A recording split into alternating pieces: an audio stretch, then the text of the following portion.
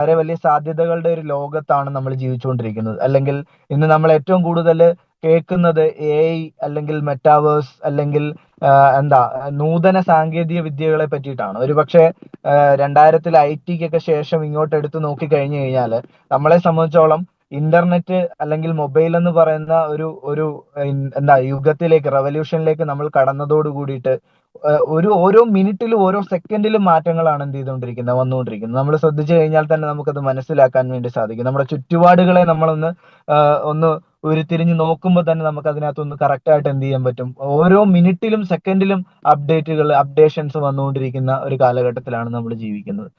എന്ത് തന്നെയായാലും നമ്മൾ ഇന്ന് പരിചയപ്പെടാൻ പോകുന്ന എക്കോസിസ്റ്റം ക്ലബ്മോസ് ആണ്. ഒരുപക്ഷെ നമ്മളെ സംബന്ധിച്ചോളം നമ്മൾ ഏറ്റവും കൂടുതൽ കേട്ടിട്ടുള്ളത് ബ്ലോക്ക് ചെയിൻ ടെക്നോളജി എന്നുള്ളതായിരിക്കാം. അതായത് ഇന്ന് ഒരുപക്ഷെ നമ്മുടെ കാലഘട്ടത്തിന് ഏറ്റവും കണ്ട് സ്പീഡ് കൊണ്ടുവരാൻ പോകുന്ന, അല്ലെങ്കിൽ നമ്മുടെ ഒരു ഇന്നൊക്കെ നമ്മൾ ഏറ്റവും കൂടുതൽ കേട്ടിട്ടുള്ളത് ഇന്റർനെറ്റ് എന്നുള്ളതാണെങ്കിൽ, ഒരു ഇന്റർനെറ്റിന്റെ ഒരു അപ്ഗ്രേഡഡ് വെർഷൻ, ഇന്നിപ്പോ നമ്മൾ 4G-യിൽ നിന്ന് 5G-യിലേക്കൊക്കെ പോയി എന്ന് പറയുന്ന പോലെ, അതായത് ഒരു നെക്സ്റ്റ് ജനറേഷൻ ഒരു ബിസിനസ് രീതികളെല്ലാം തന്നെ ബ്ലോക്ക് ചെയിനിലേക്കായിരിക്കും വരാൻ പോകുന്നത് എന്നുള്ളതാണ്. അതായത് ഇന്റർനെറ്റ് ഇന്ന് എന്താണോ ഇവിടെ ചെയ്തുകൊണ്ടിരിക്കുന്നത് ഇതെല്ലാം റീപ്ലേസ് ചെയ്തുകൊണ്ട് പുതിയൊരു ടെക്നോളജി ഇവിടേക്ക് കടന്നു വരികയാണ്. ആ ടെക്നോളജിയുടെ പേരാണ് ബ്ലോക്ക് ചെയിൻ. ഇപ്പൊ ഞാൻ പറഞ്ഞു, പുതിയൊരു ടെക്നോളജിയാണ് നമ്മളിവിടെ പരിചയപ്പെടുന്നത്.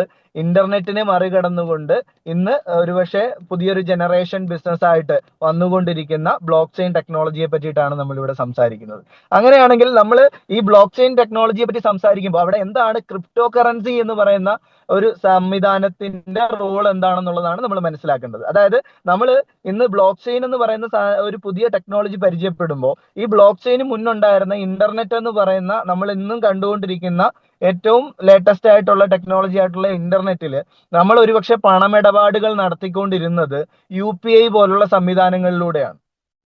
മറിച്ച് ഡിജിറ്റൽ കറൻസികളുടെ കടന്നുവരവാണ് നമ്മൾ പറയുന്ന ക്രിപ്റ്റോ കറൻസിയുടെ കടന്നുവരവ്. ഇത് എങ്ങനെ സംഭവിച്ചു?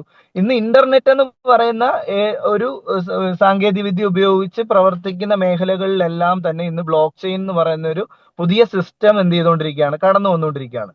പക്ഷെ ഈ ബ്ലോക്ക് ചെയിനിലേക്ക് കടന്നു വരുമ്പോൾ ഒരു ഗുണം എന്തെന്ന് ചോദിച്ചു കഴിഞ്ഞാൽ, ഈ ബ്ലോക്ക് ചെയിനിലൂടെ ഇന്ന് ട്രാൻസാക്ഷൻസ് ഈസിയർ ആക്കണമെന്നുണ്ടെങ്കിൽ അതിനകത്ത് ഡിജിറ്റൽ കറൻസിയുടെ ഒരു ഉപയോഗം എന്ത് ചെയ്യണം, കറക്റ്റ് ആയിട്ട് വരണം. അവിടെയാണ് ക്രിപ്റ്റോ കറൻസി എന്ന് പറയുന്ന ഒരു സംവിധാനം വരുന്നത്. അതായത് നമ്മൾ ഇന്ന് എന്താണോ ഇന്റർനെറ്റ് വഴി UPI ഇടപാടുകളിലൂടെ നടത്തിക്കൊണ്ടിരുന്നത് അതേ സാധനം ഇവിടെ നടക്കണമെന്നുണ്ടെങ്കിൽ എന്ത് വേണം, ഡിജിറ്റൽ കറൻസി വേണം. അതായത് ബ്ലോക്ക് ചെയിനിലൂടെ ഇടപാടുകൾ ഈസിയർ ആക്കാൻ വേണ്ടിയിട്ട് കണ്ടുപിടിക്കപ്പെട്ട ഒരു സംവിധാനമാണ് ക്രിപ്റ്റോ കറൻസി. അങ്ങനെയാണെങ്കിൽ എന്താണ് ക്രിപ്റ്റോ കറൻസിയുടെ സാധ്യത?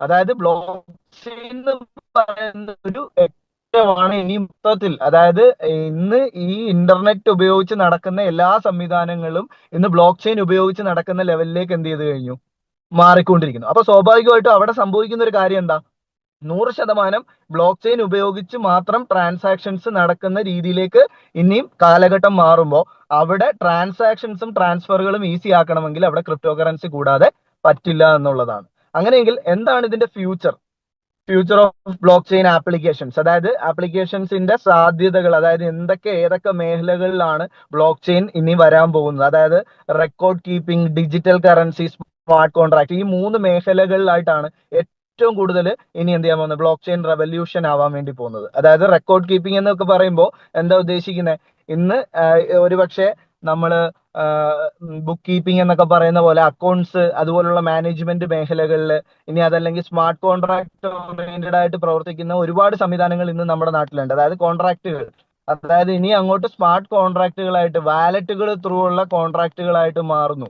അപ്പൊ സ്വാഭാവികമായിട്ടും അവിടെ ബ്ലോക്ക് ചെയിന്റെ സാധ്യത വരുന്നു. അങ്ങനെ ഫ്യൂച്ചർ ഉള്ള ഒരു ടെക്നോളജിയുടെ ഭാഗമാണ്, അല്ലെങ്കിൽ ആ ഒരു സിസ്റ്റമാണ് ബ്ലോക്ക് ചെയിൻ എന്ന് പറയുന്നത്.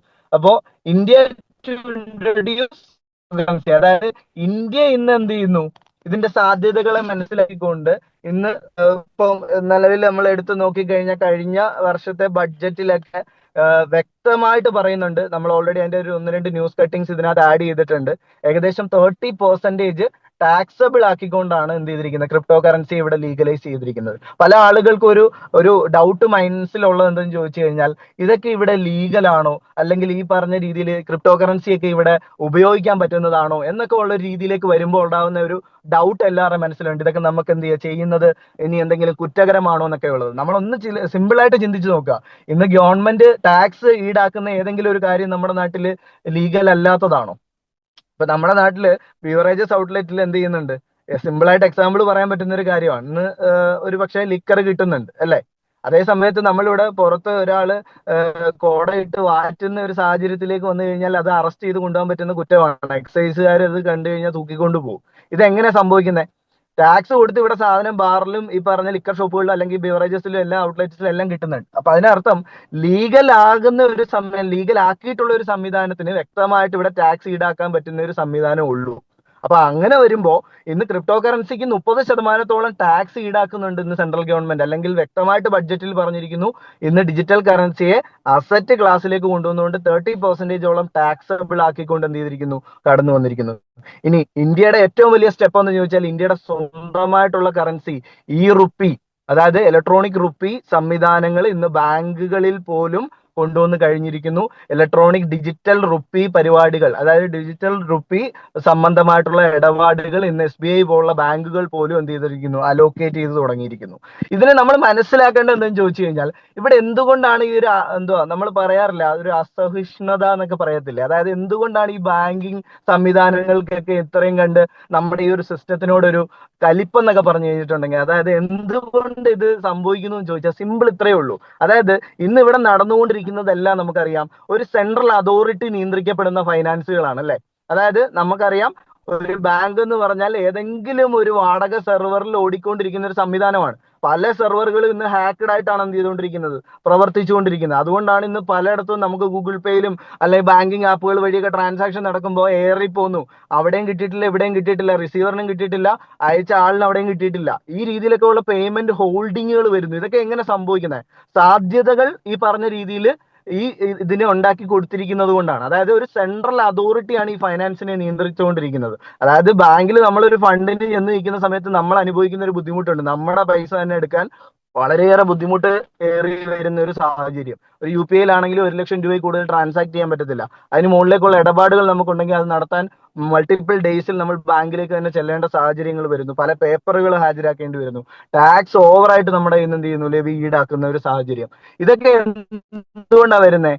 ഒരു സെൻട്രൽ അതോറിറ്റിയാണ് ഇതിനെ, ഈ ഫണ്ടിനെ മുഴുവൻ നിയന്ത്രിച്ചുകൊണ്ടിരിക്കുന്നത്. പക്ഷെ നമ്മൾ ക്രിപ്റ്റോ കറൻസിയാണ്, ബ്ലോക്ക് ചെയിൻ അധിഷ്ഠിതമായിട്ടുള്ള, അതായത് ഡീസെൻട്രലൈസ്ഡ് ആയിട്ടുള്ള വികേന്ദ്രീകൃത സ്വഭാവമുള്ള ഫൈനാൻസിനെ പറ്റിയിട്ടാണ്. അപ്പൊ സ്വാഭാവികമായിട്ടും ഇന്ന് നമ്മുടെ നാട്ടിൽ നടന്നുകൊണ്ടിരിക്കുന്ന സംഭവങ്ങളെല്ലാം എന്താണ്, സെൻട്രലൈസ്ഡ് ആണ് അല്ലെ. സോറി, ഇന്ന് നമ്മൾ ഒരു സെൻട്രൽ അതോറിറ്റി, അതായത് ഒരു പോയിന്റിൽ നിയന്ത്രിക്കപ്പെടുന്ന ഫൈനാൻസുകളാണ്. അതിനെ അപേക്ഷിച്ച് നമ്മുടെ ഇന്നത്തെ ഫൈനാൻസിന്റെ പ്രത്യേകത എന്താ? നമ്മൾ ഈ പറയുന്ന ഫൈനാൻസിന്റെ, അതായത് നമുക്ക് സെക്കൻഡുകൾ കൊണ്ടും മിനിറ്റുകൾ കൊണ്ടും വേൾഡിന്റെ ഏത് കോണിൽ ഇരുന്നു കൊണ്ട് വേണമെങ്കിലും ഒരു വാലറ്റ് ഉപയോഗിച്ച് നമുക്ക് ട്രാൻസാക്ഷൻസിനെ എന്ത് ചെയ്യാൻ പറ്റും, എക്സിക്യൂട്ട് ചെയ്യാൻ വേണ്ടി പറ്റും. ഒരു വ്യക്തിയുടെ സപ്പോർട്ട് പോലും ഇല്ലാതെ നമ്മുടെ ഇൻഡിവിജ്വൽ ഫൈനാൻസിനെ നമുക്ക് തന്നെ ഹാൻഡിൽ ചെയ്യാൻ പറ്റുന്ന വേൾഡ് വൈഡ് ഒറ്റ കറൻസി സിസ്റ്റത്തെയാണ് ക്രിപ്റ്റോ കറൻസി അല്ലെങ്കിൽ അഥവാ ബ്ലോക്ക് ചെയിൻ എന്ന് പറഞ്ഞ സംവിധാനത്തിലൂടെ നമ്മൾ ഇവിടെ കൊണ്ടുവരാൻ വേണ്ടി ശ്രമിച്ചുകൊണ്ടിരിക്കുന്നത്, അല്ലെങ്കിൽ ഇനി വരാൻ വേണ്ടി പോകുന്നത്. അപ്പൊ അതിന്റെ സാധ്യതകളെ ഏറ്റവും കൂടുതൽ ഉപയോഗപ്പെടുത്തിക്കൊണ്ട് ഇന്ന് നമ്മുടെ നാട്ടിലേക്ക് അല്ലെങ്കിൽ നമ്മുടെ ഇന്ത്യയിലേക്ക് കടന്നു വന്നിരിക്കുന്ന ഒരു വലിയ സാധ്യതകളോടുകൂടി വന്നിരിക്കുന്ന ഒരു എക്കോസിസ്റ്റത്തെയാണ് നമ്മൾ ഇന്നിവിടെ പരിചയപ്പെടാൻ പോകുന്നത്. അവർ നമ്മളുടെ മുന്നിലേക്ക് വെക്കുന്ന ഒരു ഓപ്പർച്യൂണിറ്റിയാണ് നമുക്ക് എന്ത് ചെയ്യാൻ പോകുന്നത്, നമ്മളിവിടെ പരിചയപ്പെടാൻ വേണ്ടി പോകുന്നത്. അതായത് നമ്മൾ ഓൾറെഡി പറഞ്ഞു കഴിഞ്ഞു, ക്ലബ് മോസ് അൺലോക്കിംഗ് ടുമോറോ. നമ്മൾ ഓൾറെഡി ആ PPTയുടെ ഫ്രണ്ടിൽ തന്നെ കണ്ടു. എന്താണ് ക്ലബ് മോസ്? ക്ലബ് മോസ് എന്ന് പറഞ്ഞു കഴിഞ്ഞിട്ടുണ്ടെങ്കിൽ ഒരു എക്കോ സിസ്റ്റമാണ്. അതായത് നമ്മളെ സംബന്ധിച്ചോളം ഒരു ബ്ലോക്ക് ചെയിൻ എന്ന് പറഞ്ഞു. അതായത് ബ്ലോക്ക് ചെയിൻ എന്ന് പറഞ്ഞു കഴിഞ്ഞാൽ മൾട്ടിപ്പിൾ സംവിധാനങ്ങളെ നിയന്ത്രിക്കാൻ പറ്റുന്ന ഒരു പുതിയ സംവിധാനം. അങ്ങനെയെങ്കിൽ ഒരു ബ്ലോക്ക് ചെയിൻ എക്കോസിസ്റ്റമാണ്, ഒന്നിലധികം സംവിധാനങ്ങളെ നിയന്ത്രിക്കപ്പെടുന്ന ഒരു എക്കോസിസ്റ്റത്തെയാണ് നമ്മൾ ക്ലബ് മോസ് എന്ന് വിളിക്കുന്നത്. അതായത് ഒരുപാട് പ്രൊജക്ടുകൾ, അതായത് 20-ലേറെ പ്രൊജക്ടുകളെ മാർക്കറ്റിലേക്ക് ഇൻട്രൊഡ്യൂസ് ചെയ്ത് കൊണ്ടുവരാൻ പോകുന്ന, അതായത് മൾട്ടിപ്പിൾ സാധ്യതകളുള്ള ഒരുപാട് നിരവധി സാധ്യതകൾ ഇന്ന് ബ്ലോക്ക് ചെയിൻ ഇൻഡസ്ട്രിയിൽ കൊണ്ടുവരാൻ സാധിക്കത്തക്ക രീതിയിലുള്ള ഒരു സംവിധാനമാണ് ഇന്ന് ക്ലബ് മോസ് എക്കോസിസ്റ്റം എന്ന് പറയുന്നത്. ഇതിനകത്ത് എന്തൊക്കെയാണ് ഉള്ളതെന്ന് നമുക്കൊന്ന് എന്ത് ചെയ്യാം, കാണാം. ജസ്റ്റ് അടുത്ത സ്ലൈഡ്സിലേക്ക് പോകുമ്പോൾ നമുക്ക് മനസ്സിലാക്കാൻ പറ്റും. അതായത് smart contracts and D app ഉണ്ട്. അതായത് സ്മാർട്ട് കോൺട്രാക്റ്റുകൾ ഓൾറെഡി ഞാൻ പറഞ്ഞു നമ്മുടെ ബ്ലോക്ക് ചെയിന്റെ ഭാഗമാണ്. എന്താണ് സ്മാർട്ട് കോൺട്രാക്റ്റുകൾ എന്ന് ചോദിച്ചാൽ, ഇന്ന് നമ്മൾ എങ്ങനെയാണ് ഒരു കോൺട്രാക്റ്റിൽ ഏർപ്പെടുന്നത്, അതിനെ ഡിജിറ്റൽ വൽക്കരിക്കുന്ന സംവിധാനത്തിനെയാണ് സ്മാർട്ട് കോൺട്രാക്റ്റുകൾ എന്ന് വിളിക്കുന്നത്. ഇന്ന് സ്മാർട്ട് കോൺട്രാക്ട് ഓറിയന്റഡ് ആയിട്ട് വരുന്ന ഡി ആപ്പ് സംവിധാനങ്ങൾ ഓൾറെഡി നമ്മുടെ എക്കോസിസ്റ്റത്തിലുണ്ട്. അതുകൂടാതെ ടോക്കൺ ക്രിയേഷൻ ഹബ്ബാണ് നമ്മുടെ എക്കോസിസ്റ്റം എന്ന് പറയുന്നത്. അതായത് ഒന്നിലധികം മൾട്ടിപ്പിൾ ടോക്കൺസുകളെ നിയന്ത്രിക്കപ്പെടുന്ന പ്രൊജക്ടുകൾ ഇൻവോൾവ് ആയിട്ടുള്ള സംവിധാനമാണ് നമ്മുടെ എക്കോസിസ്റ്റം എന്ന് പറഞ്ഞിട്ടുണ്ടെങ്കിൽ.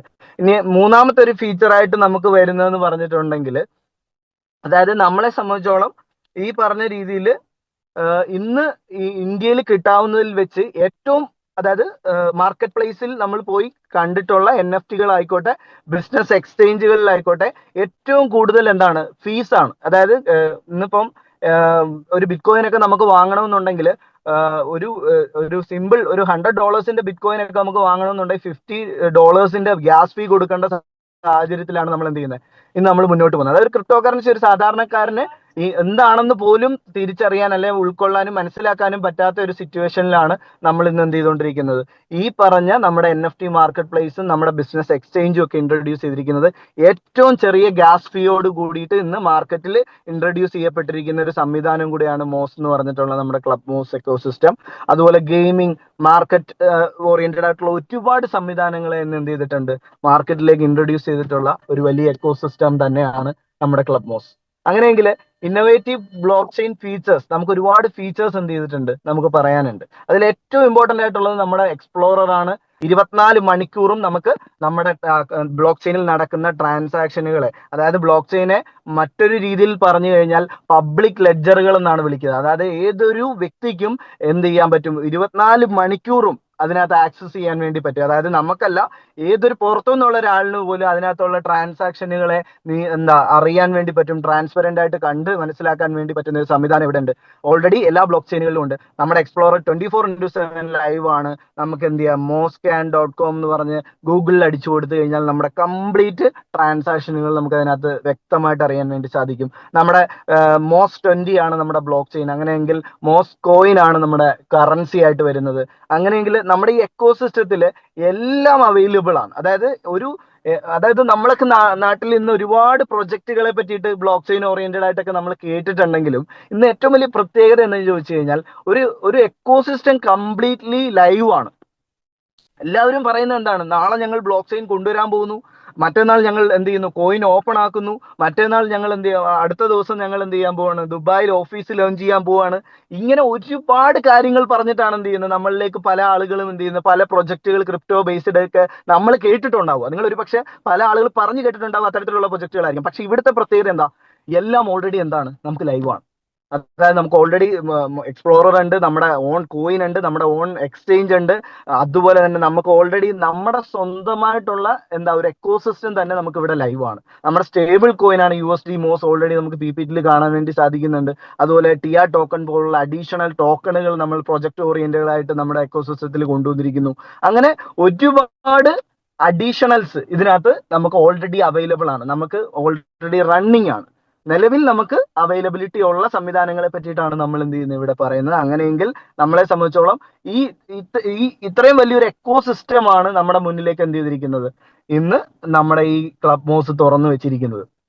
അപ്പൊ അങ്ങനെയെങ്കിൽ ഈ ക്ലബ് മോസ് എക്കോസിസ്റ്റത്തെ നമ്മുടെ ഇന്ത്യയിലേക്ക് ഇൻട്രൊഡ്യൂസ് ചെയ്തിരിക്കുന്നത് ആരാണ്? വർഷങ്ങളുടെ പാരമ്പര്യം ഓൾറെഡി എവിടെയുള്ള, അതായത് മാർക്കറ്റിലുള്ള ഫോറക്സ് എക്സ്ചേഞ്ച് പോലുള്ള ഫോറക്സിൽ ഒക്കെ ട്രേഡ് ചെയ്യുന്നവർക്ക് ഫണ്ട് ബാക്കപ്പ് പോലുള്ള സംവിധാനങ്ങൾ വർഷങ്ങൾ കൊണ്ട് മാർക്കറ്റിൽ ചെയ്തുകൊണ്ടിരിക്കുന്ന ഗോൾഡ് പോലുള്ള സംവിധാനങ്ങളിൽ വർഷങ്ങളുടെ എക്സ്പെർട്ടൈസ് ആയിട്ടുള്ള ഒരു മാനേജ്മെന്റ് ആണ് നമ്മളെ എന്ത് ചെയ്തിരിക്കുന്നത്, അതായത് ഈ ക്ലബ് മോസ് എക്കോസിസ്റ്റത്തെ ഇന്ന് ഇന്ത്യയിലേക്ക് ഇൻട്രൊഡ്യൂസ് ചെയ്തിരിക്കുന്നത്. അതാണ് ഏറ്റവും വലിയൊരു ഫീച്ചർ ആയിട്ട് നമുക്ക് എടുത്തു പറയാൻ വേണ്ടിയുള്ളത്. അതായത് ഇത്രയും ബാക്കപ്പ് ഉള്ള ഒരു സംവിധാനം, അല്ലെങ്കിൽ ഇത്രയും ബാക്കപ്പ് ഉള്ള ഒരു കമ്പനി ഇന്ന് നമ്മളെ എന്ത് ചെയ്തിരിക്കുന്നു, ഈ ക്ലബ് മോസ് എന്ന് പറയുന്ന ഒരു വലിയ ഒരു എക്കോസിസ്റ്റത്തിനെ പവേർഡ് ചെയ്ത് ഇന്ന് ഇന്ത്യയിലേക്ക് കൊണ്ടുവന്നിരിക്കുന്നു, ഇന്ത്യയിലേക്ക് അവതരിപ്പിച്ചിരിക്കുന്നു. അപ്പൊ എന്തായാലും വ്യക്തമായിട്ടൊരു വിഷൻ ഇല്ലാത്ത ഒരു ആളുകൾ ഒരിക്കലും എന്ത് ചെയ്യത്തില്ല, ഇത്തരത്തിൽ വലിയൊരു വിഷണറി ആയിട്ടുള്ള ഒരു പ്രൊജക്ടിനെ ടേക്ക് ഓവർ ചെയ്ത് ഇന്ന് നമ്മളുടെ നാട്ടിലേക്ക്, ഇന്ത്യയിലേക്ക് ഇൻട്രൊഡ്യൂസ് ചെയ്യത്തില്ല. അതായത് ഇന്ത്യ പോലുള്ള ഒരു മാർക്കറ്റിന്റെ പൊട്ടൻഷ്യൽ മനസ്സിലാക്കിക്കൊണ്ടാണ് അവർ എന്ത് ചെയ്തിരിക്കുന്നത്, ഏഷ്യ പസഫിക്കിലേക്ക് അവർ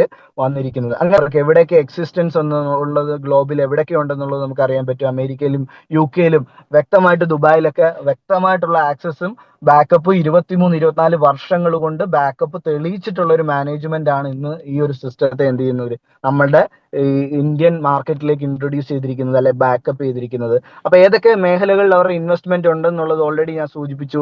ഫോറക്സ്, ഗോൾഡ്, അങ്ങനെ പല പല ഡിഫറെന്റ് ആയിട്ടുള്ള മാർക്കറ്റുകളിൽ അവർ എന്ത് ചെയ്തതാണ്, എക്സ്ചേഞ്ച് ബേസ്ഡ് ആയിട്ടും അല്ലാതെ ആയിട്ടും ടൂറിസം, ഹോസ്പിറ്റാലിറ്റി ബേസ്ഡ് ആയിട്ടും ഒക്കെ അവരുടെ ഇൻവെസ്റ്റ്മെന്റുകളുണ്ട്. ഏറ്റവും ലേറ്റസ്റ്റ് ആയിട്ട് റിയൽ എസ്റ്റേറ്റിലും അതുപോലെ തന്നെ NFT പോലുള്ള മാർക്കറ്റ് പ്ലേസുകളിലും ഒക്കെ എന്ത് ചെയ്തിരിക്കുന്നു, അവരുടെ ഇൻവെസ്റ്റ്മെന്റ് സാധ്യതകൾ ക്രിപ്റ്റോയിലേക്കും കാര്യങ്ങളിലേക്കും കൂടെ വന്നിരിക്കുന്നു എന്നുള്ളതാണ്.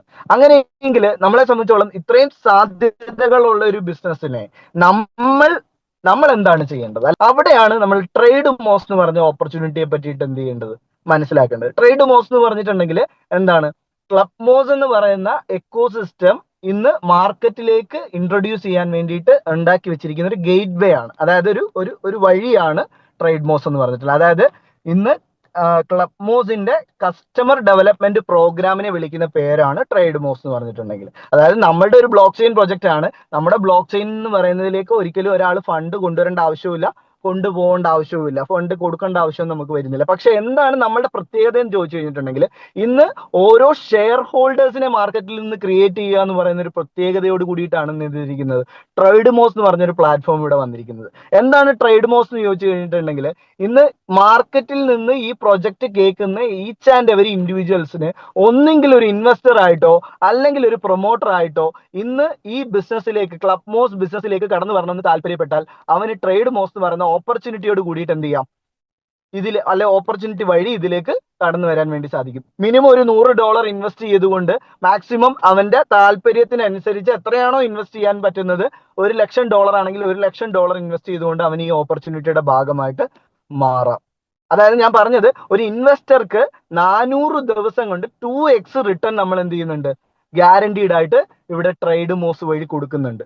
അതായത് ഒരു വർഷം, ഒരു മാസം, 10 ദിവസം എന്ന് വെച്ച് കഴിഞ്ഞാൽ 400 ഡേയ്സ് കൊണ്ട് നമ്മൾ ഇടുന്ന ഇൻവെസ്റ്റ്മെന്റ് 2x ആയിട്ട് നമുക്ക് എന്ത് ചെയ്യുന്നു, റിട്ടേൺ ആക്കിക്കൊണ്ടാണ് ഈ ഒരു പ്രൊജക്ട് നമുക്ക് മുന്നിലേക്ക് വരുന്നത്. അങ്ങനെയെങ്കിൽ എന്താണ് നമ്മുടെ ഇൻവെസ്റ്റ്മെന്റ് പ്ലാറ്റ്ഫോം എന്നാണ് ഞാൻ എന്ത് ചെയ്തത്, പറഞ്ഞത്. അതായത് ഇൻവെസ്റ്റർ ഗെറ്റ് എന്താണ് 2x, അതായത് 2 ഇരട്ടിക്ക് ലാഭം എന്ത് ചെയ്യുന്നു, ഒരു ഇൻവെസ്റ്റർക്ക് കിട്ടുന്നു. അങ്ങനെയെങ്കിൽ നെക്സ്റ്റ് PPT-യിലേക്ക് പോകുമ്പോൾ നമുക്ക് അറിയാൻ പറ്റുന്നത്, ഇൻവെസ്റ്റർ മാത്രമേ ഇവിടെ വരുമാനമുള്ളൂ അല്ല, മറിച്ച് ഇവിടെ പ്രൊമോട്ടേഴ്സിന് എന്ത് ചെയ്യുന്നുണ്ട്, ഇൻകം ഉണ്ടാക്കാൻ വേണ്ടി സാധിക്കുന്നുണ്ട്. അതായത് ഇൻവെസ്റ്റ് ചെയ്യുന്ന വ്യക്തിക്ക് ഒരു 2x ആണ് ഇതിനകത്ത് റിട്ടേൺ ഉണ്ടാക്കാൻ വേണ്ടി കഴിയുന്നുണ്ടെങ്കിൽ, ഇവിടെ ഒരു പ്രൊമോട്ടർക്ക് കിട്ടുന്ന പ്രത്യേകത എന്ന് ചോദിച്ചു കഴിഞ്ഞാൽ അവർക്ക് ഒരു 3x വരെ റിട്ടേൺ എടുക്കാൻ വേണ്ടി സാധിക്കുന്നുണ്ട്. അത് എങ്ങനെയാണെന്ന് ചോദിച്ചു കഴിഞ്ഞിട്ടുണ്ടെങ്കിൽ, ഇതേ 400 ദിവസം കൊണ്ടല്ല, 750 ദിവസം കൊണ്ട്, അറൗണ്ട് ഒരു 2 years ടൈം കൊണ്ട്, ഒരു ഇൻവെസ്റ്റർക്ക് 1 year ടൈം കൊണ്ട് 2x ആണ് റിട്ടേൺ എടുക്കാൻ പറ്റുന്നത് എന്നുണ്ടെങ്കിൽ, ഒരു പ്രൊമോട്ടർക്ക് ഇതിന്റെ 3x ആണ് എന്ത് ചെയ്യാൻ പോകുന്നത്,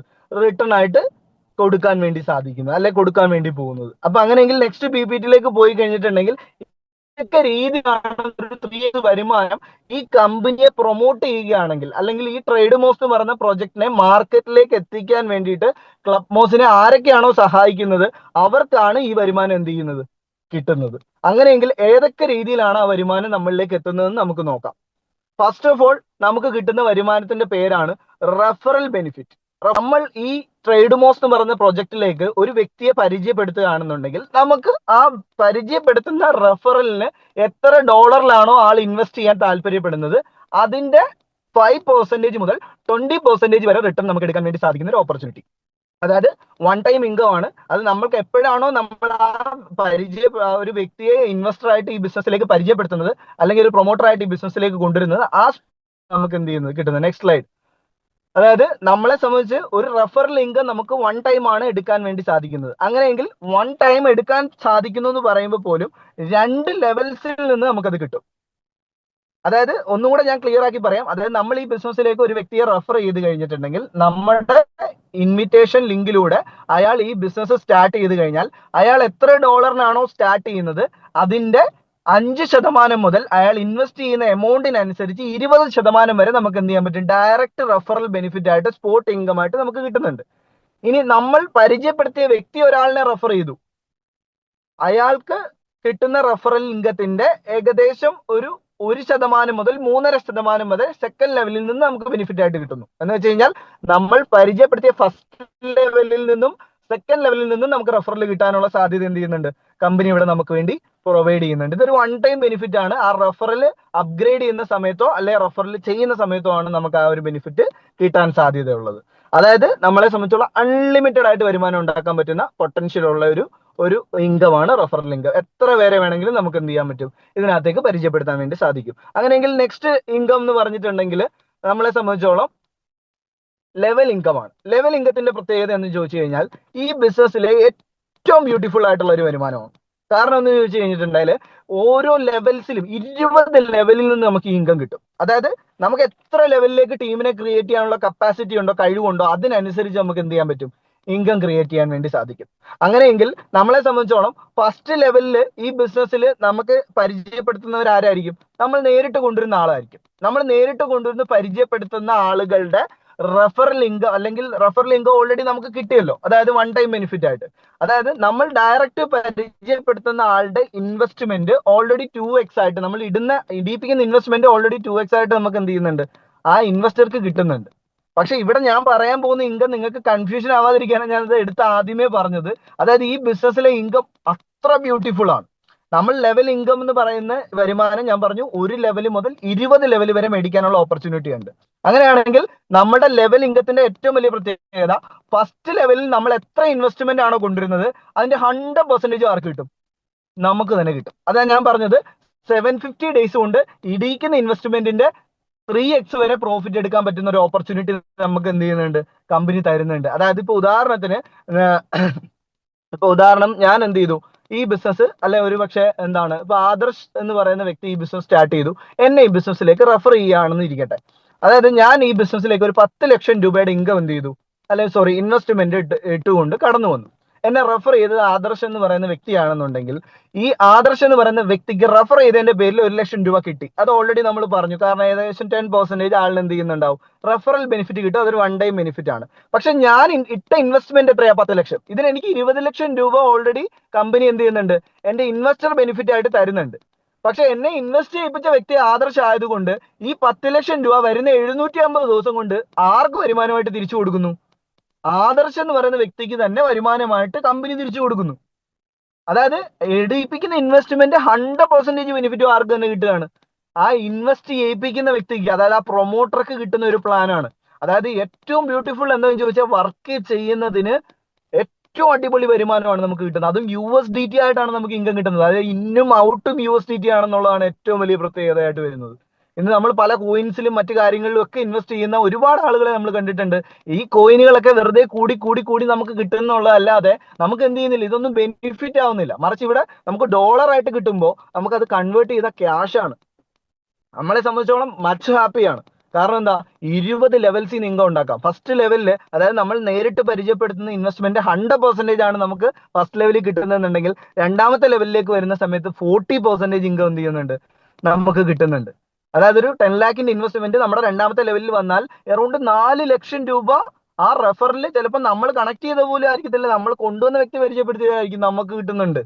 ഇനി ഇത് കൂടാതെ തേർഡ് ലെവലിലേക്കാണ് വരുന്നതെങ്കിൽ അവിടെ 20% വരുന്നുണ്ട്. എന്ന് വെച്ച് കഴിഞ്ഞാൽ നമ്മൾ മൂന്നാമത്തെ ലെവലിൽ വരുന്ന ആളിനെ ഡയറക്റ്റ് കണ്ടിട്ട് പോലും ഉണ്ടാകത്തില്ല. പക്ഷെ ആ ഇൻവെസ്റ്റ്മെന്റ് നിങ്ങളുടെ ടീമിലാണ് വന്നേക്കുന്നത് എന്നുള്ളത് കൊണ്ട് നമുക്ക് അവിടെ എന്ത് ചെയ്യുന്നുണ്ട്, 20% നമുക്ക് കിട്ടുന്നുണ്ട്. എന്ന് വെച്ചാൽ 10 ലക്ഷം രൂപയുടെ ഇൻവെസ്റ്റ്മെന്റ് കയറിയാൽ 2 ലക്ഷം രൂപ അവിടെ നമുക്ക് എന്ത് ചെയ്യുന്നുണ്ട്, വരുമാനമായിട്ട് കിട്ടുന്നുണ്ട്. അങ്ങനെ അൺലിമിറ്റഡ് ഡെപ്തിൽ 20 ലെവൽസിൽ നമുക്ക് വരുമാനം കിട്ടാൻ പറ്റുന്ന ഒരു പ്ലാനാണ്, ഒരു പ്ലാറ്റ്ഫോമാണ് നമുക്ക് എന്ത് ചെയ്യുന്നത്, ഇവിടെ ഓൾറെഡി ലെവൽ പ്ലാൻ എന്നുള്ള രീതിയിൽ നമുക്ക് ഓപ്പൺ ചെയ്ത് തരുന്നത്. അതിനകത്ത് ചെറിയ 2-3 ക്രൈറ്റീരിയ മാത്രമേ ഉള്ളൂ. ഒരു 3 to 5 റെഫറിൽ നമ്മൾ ഡയറക്റ്റ് എടുക്കണം എന്നുള്ള ഒരു ക്രൈറ്റീരിയ മാത്രമേ നമുക്ക് എന്ത് ചെയ്യുന്നുള്ളൂ, വരുന്നുള്ളൂ. പിന്നീട് അങ്ങോട്ട് റാങ്ക്സുകൾക്ക് അനുസരിച്ച് നമുക്ക് അപ്ഗ്രേഡ് ചെയ്യാൻ പറ്റുന്ന ഒരു സംവിധാനമാണ് അവിടെ ലെവൽ പ്ലാനിൽ കൊണ്ടുവന്നിരിക്കുന്നത്. അത്രയും ബ്യൂട്ടിഫുൾ ആയിട്ടുള്ള ഒരു ഇൻകമാണ് ലെവൽ.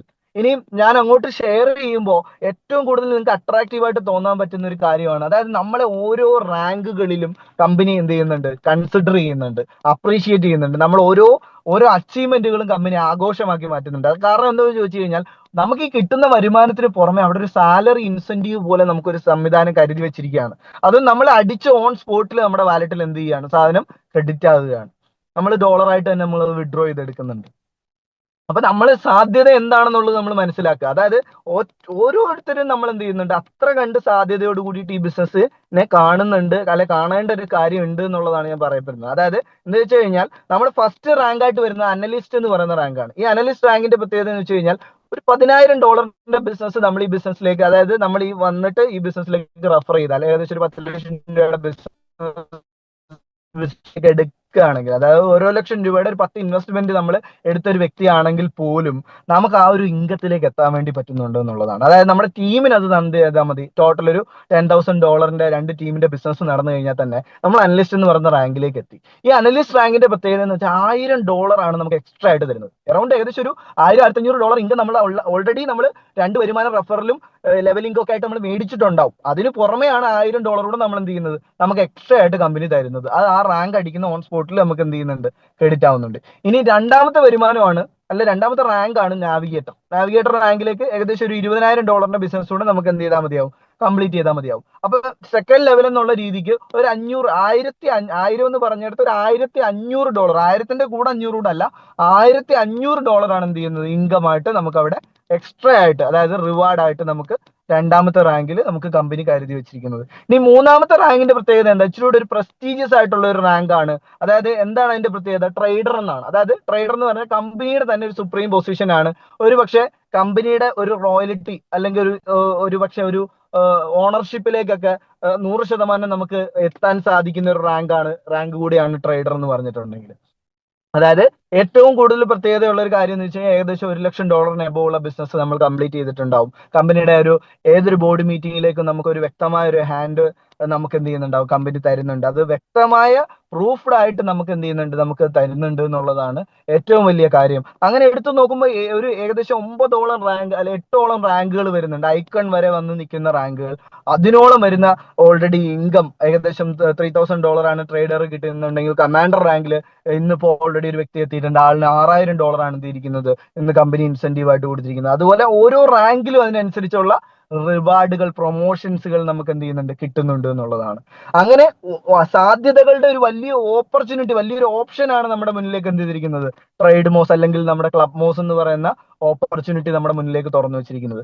ഇനി അതിനകത്ത് ഏറ്റവും കൂടുതൽ സാധ്യതയുള്ള ഒരു കാര്യം ഞാൻ പറയാൻ പോവുകയാണ്. അതായത് വേറൊന്നുമല്ല, നമ്മളെ സംബന്ധിച്ചോളം നമ്മളൊക്കെ ആഗ്രഹിച്ചിരുന്ന അല്ലെങ്കിൽ അത്രയും കണ്ട് നമ്മളൊക്കെ എക്സ്പെക്ട് ചെയ്തിരുന്ന ഒരു ഓപ്പർച്യൂണിറ്റിയാണ് ഇന്ന് കമ്പനി നമ്മുടെ മുന്നിലേക്ക് വെച്ചിരിക്കുന്നത്. അതായത് ഇന്ന് ബ്ലോക്ക് ചെയിൻ എന്ന് പറഞ്ഞ് ഞാൻ പറഞ്ഞു സാധ്യതകളുടെ വലിയൊരു ഓപ്പർച്യൂണിറ്റി ഉള്ള ഒരു സംവിധാനമാണ്, അല്ലെങ്കിൽ ഇന്ന് ഫ്യൂച്ചർ ഉള്ള ഒരു കാര്യമാണ്. അതായത് 100% ഇന്ന് 4Gക്ക് ശേഷം 5G ആയിരുന്നെങ്കിൽ 100% ഇന്റർനെറ്റിന് ശേഷം ബ്ലോക്ക് ചെയിൻ തന്നെയാണ്.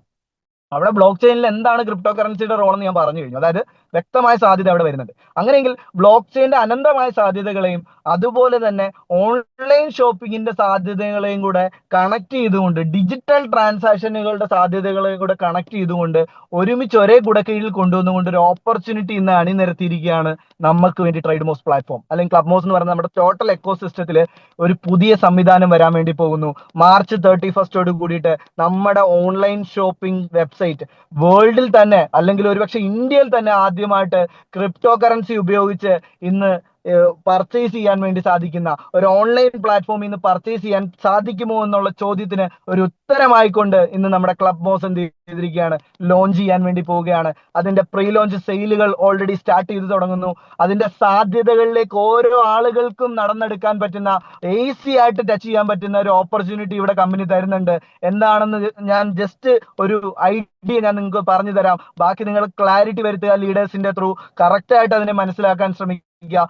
ആരൊക്കെയാണോ ഒരു $5,000 ഈ ബിസിനസ്സിലേക്ക് സ്റ്റാർട്ട് ചെയ്യുന്നത്, അതായത് ഒരു $5,000 ഇൻവെസ്റ്റ്മെന്റോട് കൂടി ആരൊക്കെയാണോ ഈ ബിസിനസ്സിലേക്ക് കടന്നു വരാൻ താല്പര്യപ്പെടുന്നത്, അല്ലെങ്കിൽ ഒരു $1,000 5 ബിസിനസ് ഈ കമ്പനിയിലേക്ക് ആർക്കൊക്കെയാണോ റെഫർ ചെയ്യാൻ സാധിക്കുന്നത്, അവർക്ക് ഈ 15-ാം തീയതി വരെ കമ്പനിയുടെ റോയലിറ്റി ഹോൾഡർ ആയിട്ട് കടന്നു വരാൻ പറ്റുന്ന ഒരു ഓപ്പർച്യൂണിറ്റി ഇന്ന് നമ്മുടെ കമ്പനി തരികയാണ്.